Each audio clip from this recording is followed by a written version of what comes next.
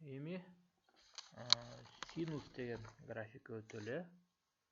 Синусту түзүш үчүн бул жерге кошуп коюш керек импорткачы. Импорт math депчи, математика.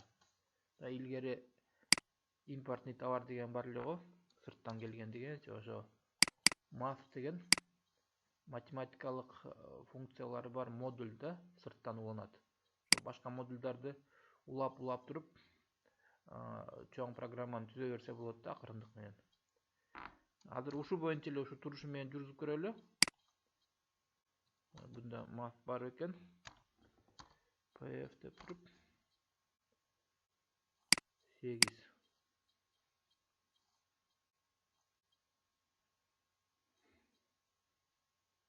İştep ketти. Демек, ошо модулду таптыр. Эми функцияны a көбөйтүү math sinus x.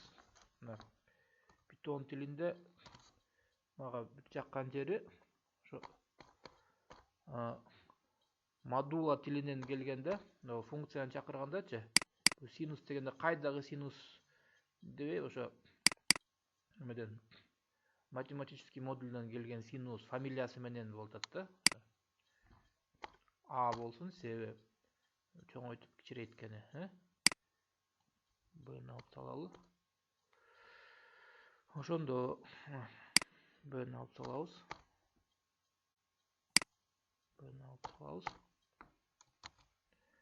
Жүргүзүп көрөлү муну.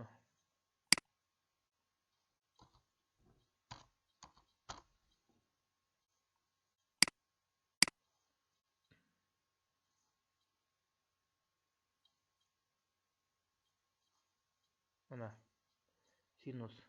Эгер биз муну чоңойтолук десек, чоңураак болсун десек, минус 30дан эмес, минус 300дөн 300гө чейин болсун. Кадам 0,1ден.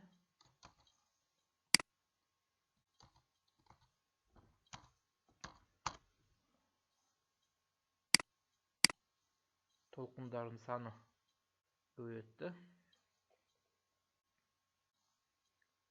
Синус периодическая функция дейт, себеби толкундар бар.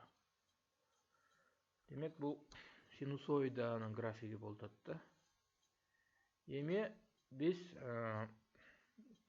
графиктерди эле чыгара бербей, синус менен косинустун бир пайдалуу жерин иштетели. Синус жана косинус аркылуу бир айлананы тарталы, айлананы тарталы.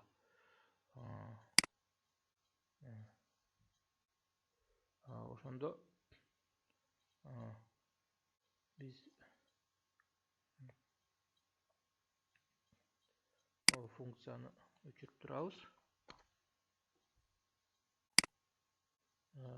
X барабар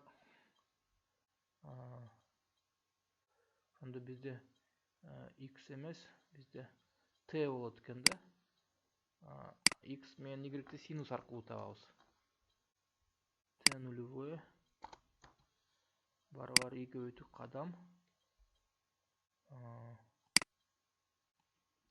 Азырынча чекиттерди эле коюп коелу. Минус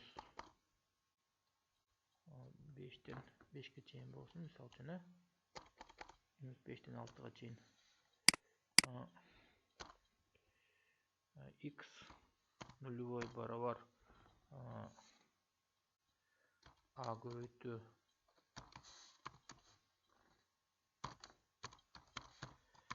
синус t 0. Эми y нулевой косинус болот. Туралы. X косинус да бизде. Y синус болсун,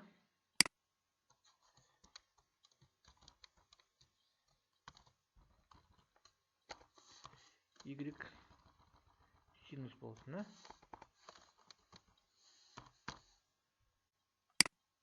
Эми Мына биз t дегенди киргиздик да. T'ни карап туруп x анан y аныктап атабыз да. T бизде өзгөрүп атат. Ошону карап туруп x y эсептелип атат. Бул сызыкча эмес. Башында чекиттер эле болсун, Чекит деп туруп at point десек.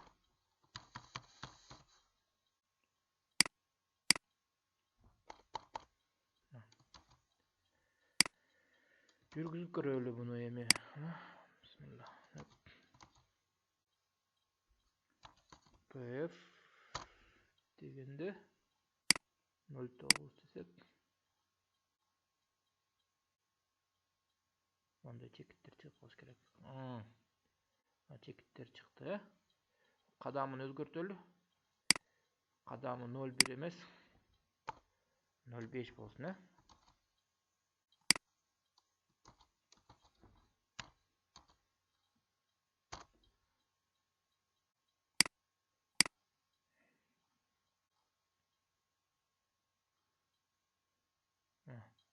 Сонда бияктан башталып биякка чейин болуп калып атат да.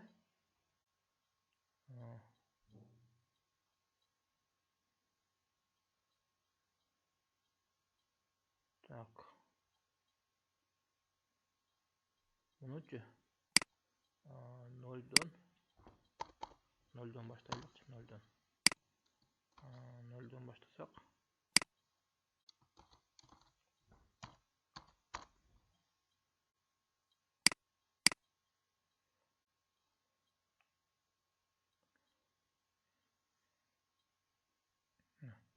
Мындай кетип атат, мындай кетиш үчүн биз кадамдарын көбөйтүш керек экенбиз да.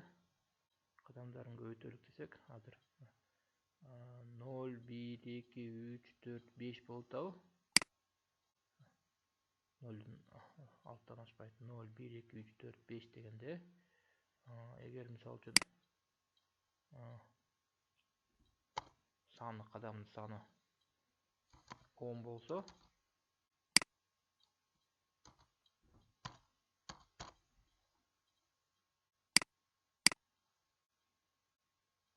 бизде t радиан менен берилип атат да. T радиандар менен. Ошондо радиан дегенде кадамды жөн эле 0,5 эмес, кадамды радиан менен берели, Mass P деген бар. Бөлүнгөн, мисалы үчүн канча? P бөлүнгөн 6дан кошсок, жүргүзөлү.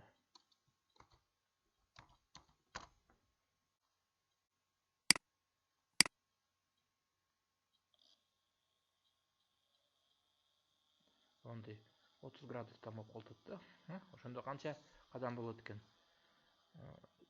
0'дон башталып туруп 1, 2, 3, 4, 5, 6, 7, 8, 9, 10, 11 болот экен да, 12 дейбиз да.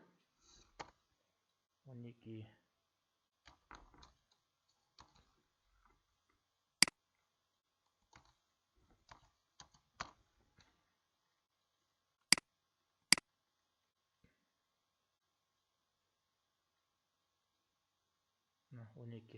Эми кадамдарды биз эсептебей эле программаны бир аз өзгөртүп коелу. For дебей турупчу, while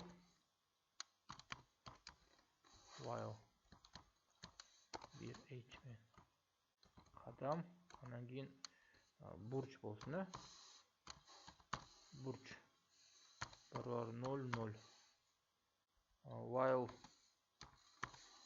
бурч эмден аз болгуча 2 көбөйтүү 2π деген бир айлана,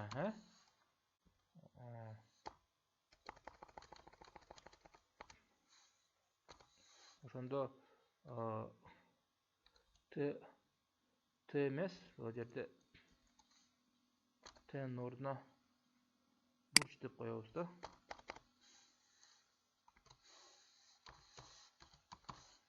Бурч Бурч өзгөрүп турат да.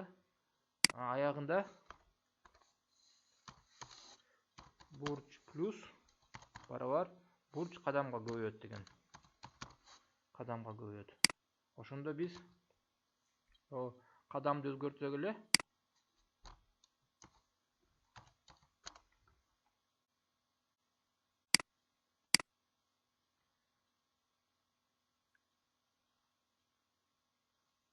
эгер толук айлана 2 пи болсо, пи бөлүнгөн 6 бул кичинекей бурч болот да.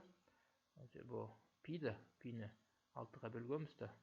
Эгер пи бөлүнгөн 8 кылып койсок, пи бөлүнгөн 8 болуп калсак, бир эле жерден өзгөртүш керек да. Бул англис тилинде эме деген бар. Dry деген. Dry. Don't repeat yourself. Өзүңдү кечки кайталай бербе деп. Анан ошо кургак деп да которулат да. Dry дегенчи бул. Dry деген сөз. Ар бир тамганы болсо don't repeat yourself. Кечки эле көп нерсени жасай бербе деп. Ошо программаны жазганда бир жерде эле өзгөртө турган кылып коюш керек да. Баардык жерде бир эле нерсени өзгөртө бербей. Анан dry деген сөз өзү dry.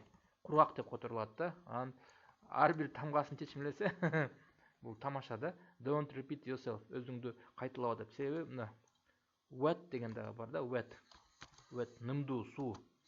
Аны тамга менен неме кылганда write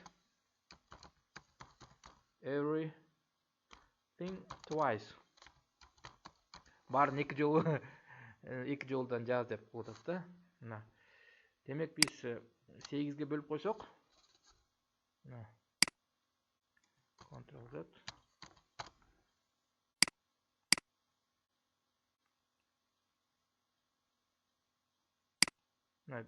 Бир жерде эле жазып койдук. Бул эми биздин эмебиз, пибиз 8ге бөлүнүп калды да. Жалпы 16га бөлүнөт. Эгер өндүрүштү ушундай абалдан көтөрөм десең жана өзүңө ушундай келечекти каалабасаң, анда 9-ду же 11-ди бүткөндөн кийин Бишкек жана Ош шаарларында Кэдис колледжине тапшыр. Ал жерде сен заманга ылайык 3D программалар менен иштегенди үйрөнөсүң, Androidке, Play Marketке приложение жасаганды үйрөнөсүң, жана чипу станокту өз колуң менен топтогонду, башкарганды үйрөнөсүң.